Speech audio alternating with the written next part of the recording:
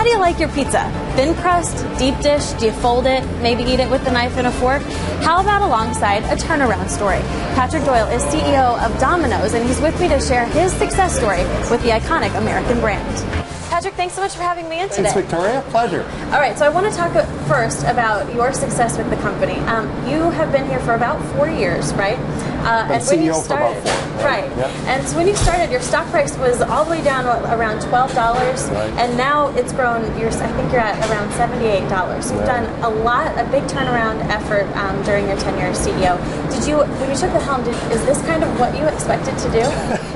Probably a little bit more success than we would have expected. Yeah. It's been a terrific few years, but you know what, we've been building on this, and if you think about what we've done with the pizza, with technology, and now opening up our stores, we're pretty excited about where we are. Yeah.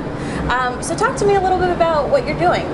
You started out and you kind of admitted you started this ad campaign that our pizza's not the best. Right. Our customers don't really like it, but we want to get better and we want to provide you with what you want. So kind of talk to me about that effort. Yeah, I mean, we were the 30-minute guys, right? I mean, we were the delivery guys. We're going to get a pizza to you that's going to be okay, but we're going to get it to you quickly. And that just stopped working at one point, and we realized there was no conflict between delivering a pizza quickly to people and making it great. Yeah.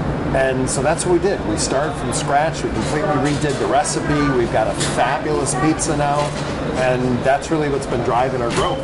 So you've been with the company for more than half of your career. Right. You've held a lot of different positions. How did the work that you did with Domino's ahead of the CEO position, how did that prepare you for the C-suite? I was lucky, because I started in marketing with Domino's. I'm a finance guy way back when. I ran our international business. I ran our corporate stores. I got an opportunity to really do and see most everything that you can do within Domino's before I became CEO. So, if you can get the succession planning to work like that, I mean, my predecessor, Dave, did a terrific job getting me ready. Hopefully someday I'll do as good a job getting the next person ready. That's interesting you bring that up. You have a good relationship, I read, with the guy who preceded you. So how does that work for you? Do you go to him for advice, or when you? I absolutely do. Yeah, you know what? It works out beautifully. I mean, Dave is our chairman. He's our non-executive chairman. He's running University of Michigan athletics now. He's loving doing that, but he's down the street, so I can go back to him. He's really been my mentor and continues to be, and so it works beautifully. That doesn't always work for people. Sometimes having the previous CEO still there isn't great. In this situation, it's perfect. He knows the business. We know each other well. He's somebody that I can always go to for counsel. He knows what I'm dealing with, so it's a perfect situation. That's great. That sounds like a good relationship to have. It is. What would you say was the best piece of advice you received along the way? Oh boy, A tough question. Best piece of advice. I think it's important, and it's partly what our brand has become. But I think getting advice about, look, be yourself, be transparent, tell people the truth, position the company really where it is, in the minds of investors and consumers.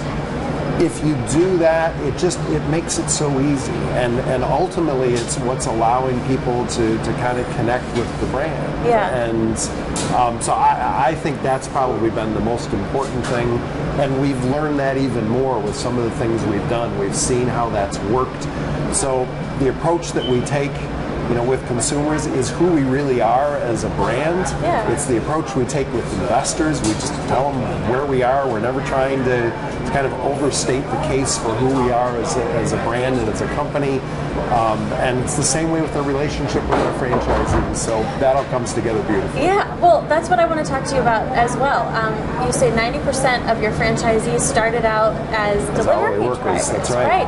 That's crazy. So, and they kind of have a similar opportunity as you did to create their own success story within the company, right? Yeah, that's absolutely right. And so, I mean, this store, Tom started in 1981 as a driver. He owns 2 stores now. It's a very typical story in our system. People coming in, the opportunity is there.